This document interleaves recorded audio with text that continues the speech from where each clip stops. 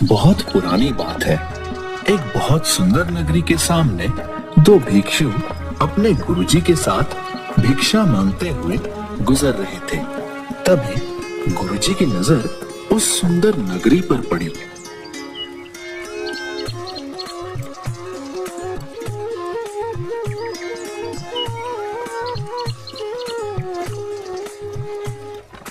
वाह वाह वाह, अति सुंदर। इस नगरी को देख के तो आंखें तृप्त हो गईं। बहुत सुंदर नगरी है।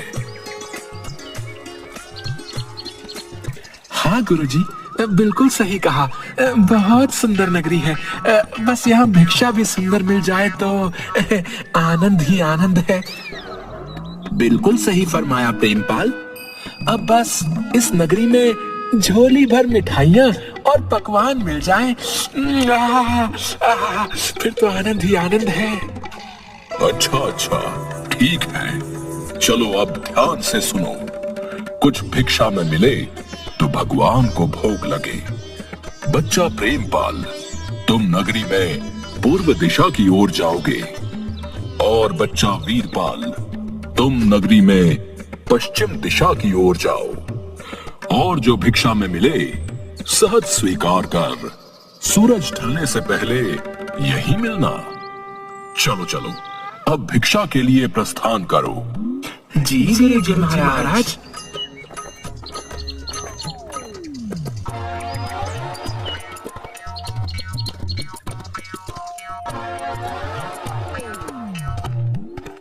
अरे वाह, चलो कोई तो दिखा।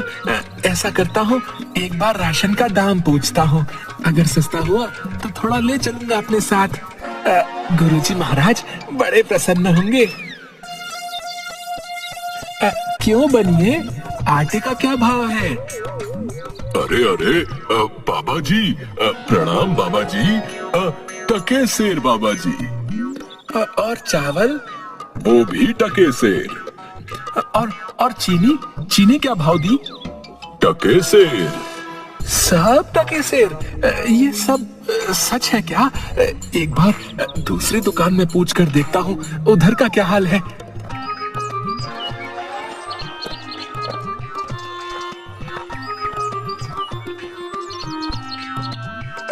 अरे बेटी, टमाटर कैसे दिए? टके सेर बाबा जी। और गोभी? टके सेर बाबा जी, ये भी टके सेर। और ये वाली? साधु महाराज, ये भी टके सेर दिया। अरे वाह वाह वाह, आनंद ही आनंद, सब टके सेर।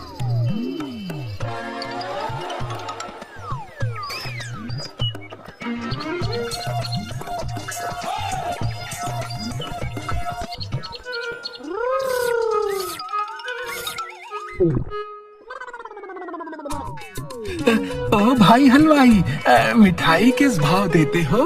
कौन हो? किस देश से आए हो? टके शहर की नगरी में क्या सोच के आए हो? कविता, तो हम कहाँ कम हैं? ये लीजिए। हम कहाँ से आएंगे भाई, अपना ना कोई घर ना कोई ठिकाना, जिधर शरण मिली उधर रात कटे, यही हम साधुओं का ठिकाना। अब जरा अपनी स्वादिष्ट मिठाई का मोल तो बताना। टके शहर बाबा, टके शहर, जो चाहो वो पाओ, मूल्य रहेगा टके शहर। ये क्या कहते हो हलवाई? सब टके सेर? सारी मिठाई टके सेर? वाह भाई वाह, नाम क्या है इस टके सेर की नगरी का हलवाई? बाबा अंधेर नगरी। वाह वाह भाई, अंधेर नगरी, चौपट राजा, टके सेर भाजी, टके सेर खाजा। तो बाबा कुछ लेना हो तो बताइएगा, क्या बंधवाऊं आपके लिए?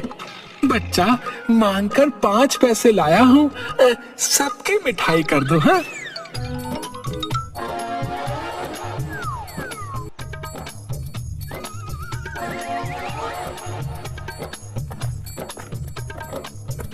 वाह वाह वाह वाह, क्या किस्मत पाई है। आज तो भिक्षा में प्रभु ने प्रसन्न कर दिया। जय हो प्रभु, जय हो।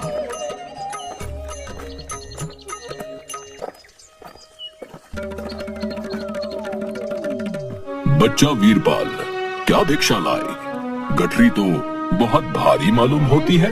गुरुजी महाराज, 5 पैसे भिक्षा में मिले थे, उसी से गठरी भर मिठाई लाया हूँ।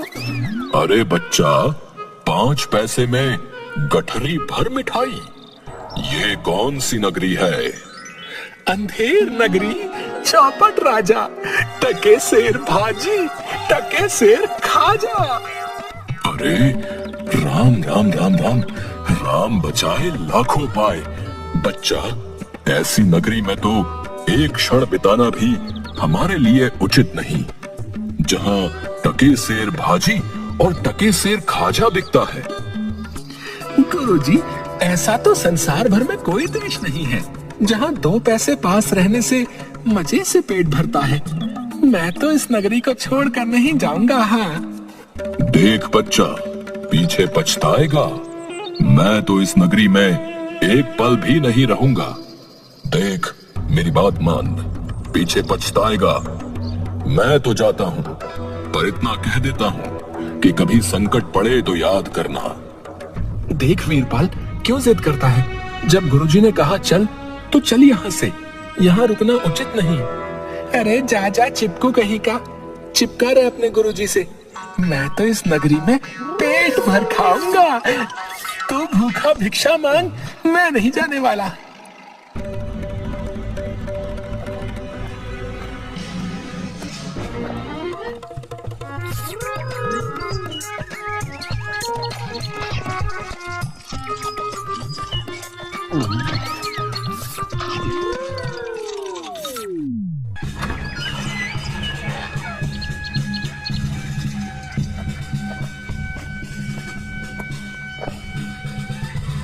ना ना, रोना नहीं, चुप हो जाओ। बताओ बताओ, क्यों रो रहे हो? महाराज, कल्लू बनिए की दीवार गिर पड़ी, सो मेरी बकरी उसके नीचे दब के मर गई। दुहाई है महाराज, न्याय हो। बहुत बुरा हुआ। हाँ, तो फिर जाओ, उस कल्लू बनिए को पकड़ कर लाओ। क्यों बनिए, ये कैसी दीवार बनवाई थी जो इसकी बकरी दब कर मर गई? बता।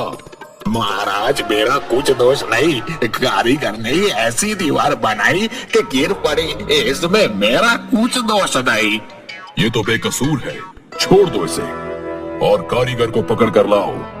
हाँ, सारा किया धरा उसी का है।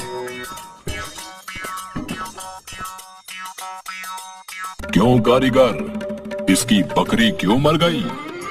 महाराज, मेरा कोई कसूर नहीं, चुने वाले ने चुना ही ऐसा खराब बनाया कि दीवार गिर पड़ी। अच्छा, तो ये बात है। खैर, उस चूने वाले को बुलाओ। क्यों चूने वाले, तुमने कारीगर को खराब चूना क्यों दिया? बताओ, नहीं तो तुम्हारी खैर नहीं। महाराज, मेरा कुछ दोष नहीं, भिश्ती ने चूने में पानी ज्यादा डाल दिया, इसलिए चूना कमजोर हो गया होगा। हाँ। अच्छा, अब समझ आई बात। उस भिश्ती को लाओ हमारे सामने।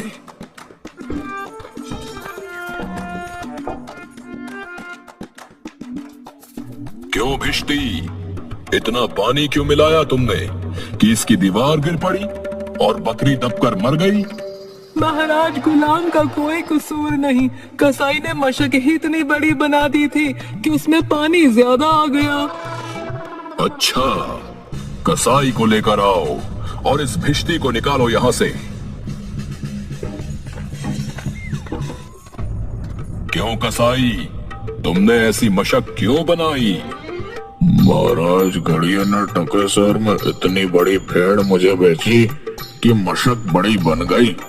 अच्छा, तो चलो, इस कसाई को निकालो यहां से और गडरिये को लाओ यहां पर।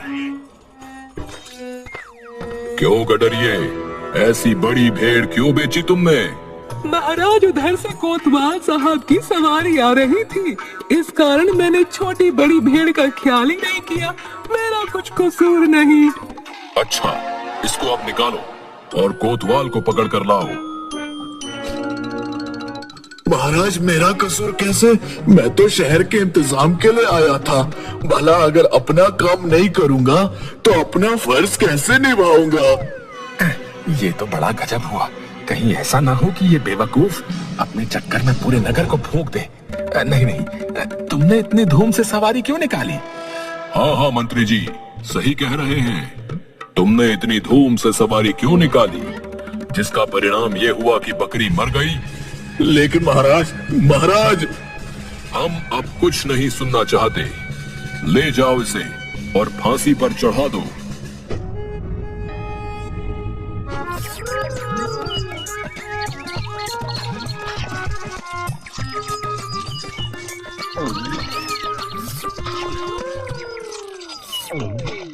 गुरुजी भी ना मुझे इस खूबसूरत नगरी से जाने को बोल रहे थे। मानता हूँ कि नगरी कुछ कारणों के लिए अच्छी नहीं, लेकिन मुझ साधुओं का क्या? मुझे तो खाने को चाहिए और आराम करने को। वाह वाह वाह, लड्डू तो बहुत ही स्वादिष्ट है।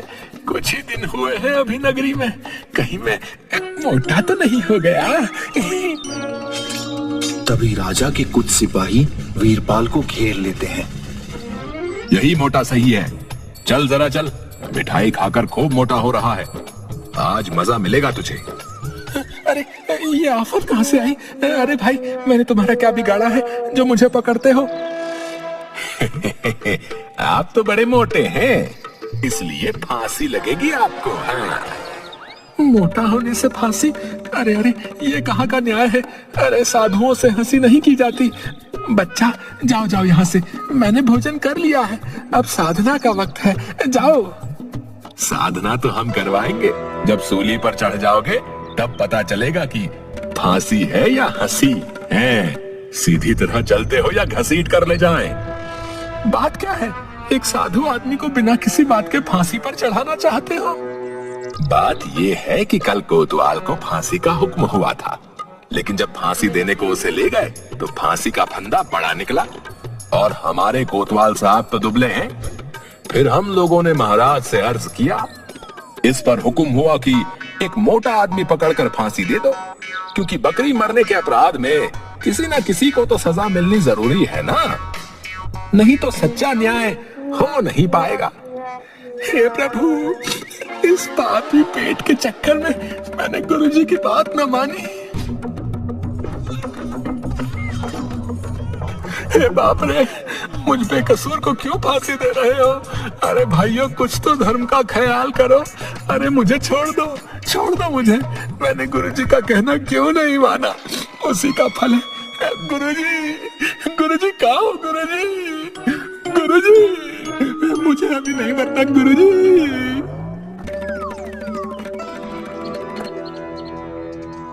अरे बच्चा वीरपाल, तेरी ये क्या दशा है? गुरुजी, दीवार के नीचे बकरी दब गई, इसके लिए मुझे फांसी दी जा रही है। गुरुजी, बचाइए मुझे गुरुजी। अरे बच्चा, अरे मैंने तो तुझसे पहले ही कहा था, ऐसे नगर में रहना ठीक नहीं, लेकिन तूने मेरी बात नहीं मानी। मैंने आपका कहा नहीं माना, उसी का फल मिल रहा है मुझे। बचाइए गुरुजी, बचाइए। देख बच्चा, डर मत। सुनो सब, मुझे अपने शिष्य को अंतिम उपदेश देना है। तुम लोग जरा किनारे हो जाओ। इसके बाद तुम जो कर रहे थे वो कर लेना। अब हटो पीछे। महाराज, हम पीछे हट जाते हैं, आप बेशक उपदेश दे सकते हैं।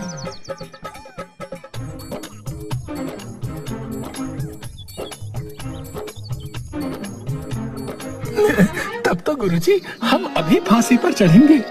अरे नहीं बच्चा, हमने इतना समझाया नहीं मानता। हम बूढ़े हुए, हमको चढ़ने दो फांसी पर। भला तुम्हारा पूरा जीवन शेष है, मजे से गुजारो।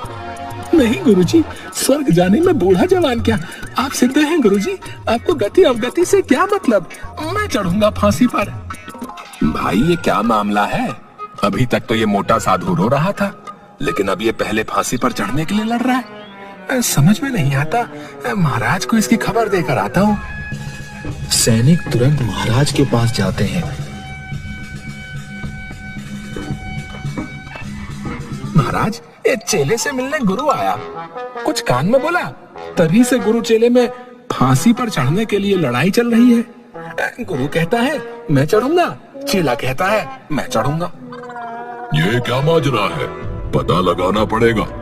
चलो गुरुजी महाराज के पास ले चलो हमें, हम उनसे पूछेंगे कि आखिर माजरा क्या है। बताइए गुरुजी महाराज, आप फांसी पर क्यों चढ़ना चाहते हैं? महाराज, इस समय ऐसी शुभ घड़ी है कि जो भी पहले फांसी पर चढ़ेगा उसे स्वर्ग की प्राप्ति होगी। तब तो हम ही फांसी पर चढ़ेंगे। नहीं, हमको फांसी की सजा मिली थी ना, हम ही चढ़ेंगे। हमको हुक्म है। हाँ भाइयों जल्दी करो, हमको फांसी दो। हाँ नहीं नहीं, हम लटकेंगे, हमारे कारण ही तो दीवार गिरी थी ना। चुप रहो सब लोग, महाराज के होते हुए कौन स्वर्ग जा सकता है?